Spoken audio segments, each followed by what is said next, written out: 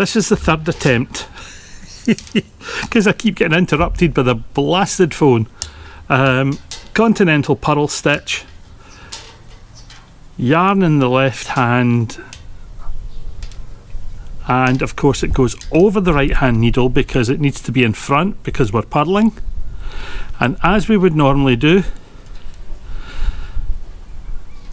right hand needle through the front leg from front to back,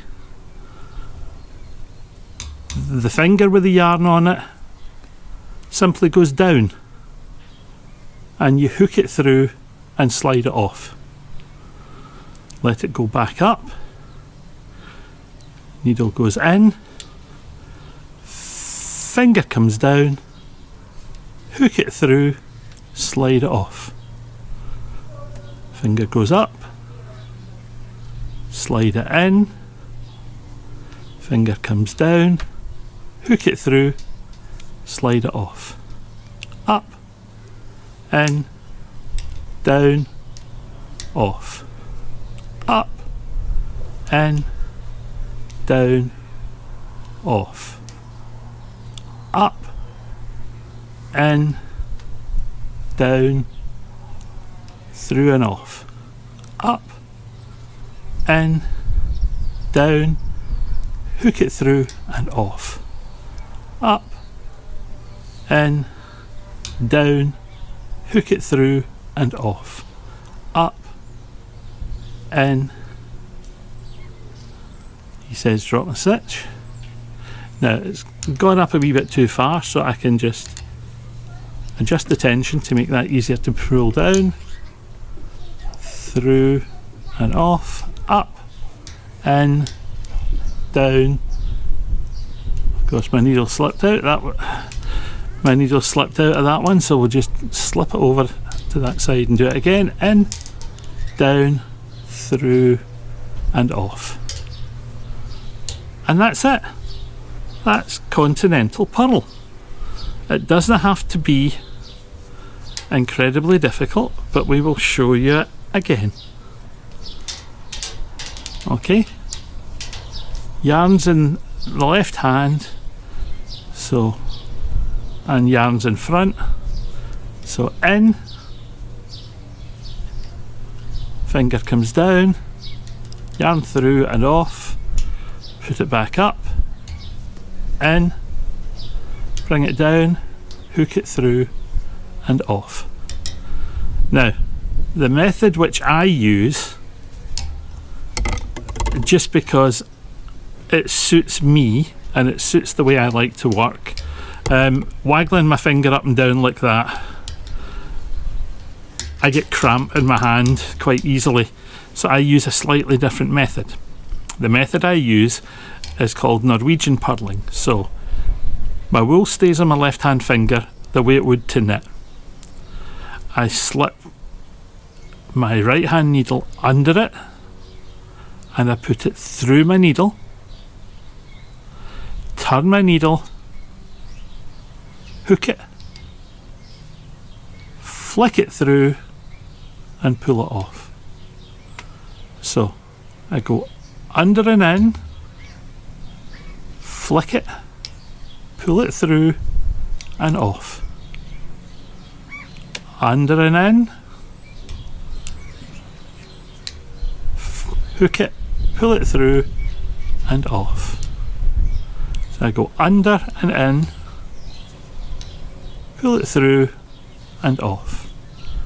So under and in, hook it, pull it through and off. So the wool looks as if it's staying at the back all the time, and this is Norwegian purling, so it goes under. So the bear comes out of the cave, runs around the tree and goes back in the cave. Bear comes out of the cave, runs around the tree and goes back in the cave. Bear comes out of the cave, runs around the tree, goes back in the cave. And that works much easier for me, and it has the same effect. So Doesn't matter whether you're using method number 1 or method number 2, both continental purling methods that I like to use work well. The Norwegian one, for me, stops me getting cramp in my hands, and that's why I prefer it. I'll leave that entirely up to you, what you would prefer. I'm just going to do a quick stocking stitch. So I'm going to do a knit row, remembering that our continental knit is really just a rocking motion, in, over, through and off, in, over, through and off, in, hook, through and off, in, hook, through and off, in, hook, through and off, and then we'll flip it over and do a purl row. And again, we'll split it half and half. We'll do 5 of each method, and you can decide which one you are more comfortable with. So, in, yarn in front, finger down, through and out, finger up, in, finger down, through and off, in, finger down, through and off, in, finger down, through and off, one more, in, finger up and down, through and off, onto the 5 Norwegian style purl. So leaving that at the back,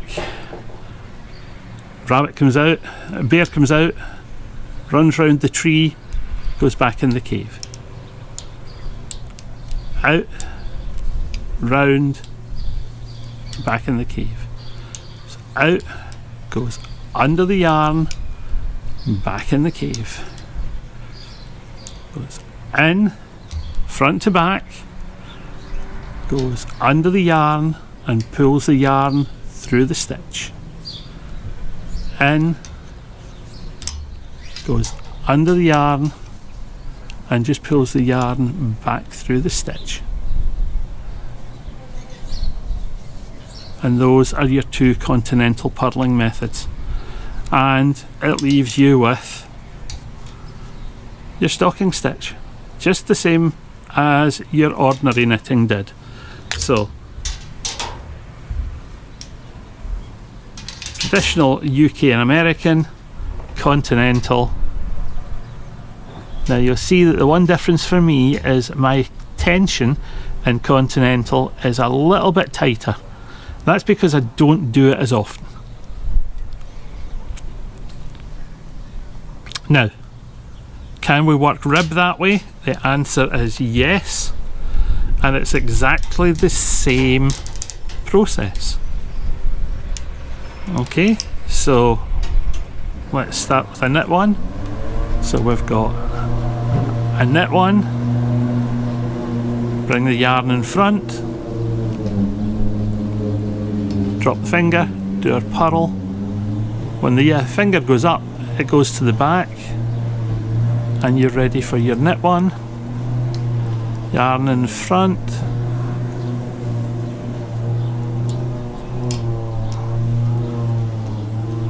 yarn to the back, knit one, and this will be, that's our 5. So let's swap to continental purl this time, to the Norwegian continental purl. So leaving the finger at the back, under, there's my purl, there's my knit, there's my purl, there's my knit, there's my purl. So rib comes out looking exactly the same as it did before, whether it's continental or traditional.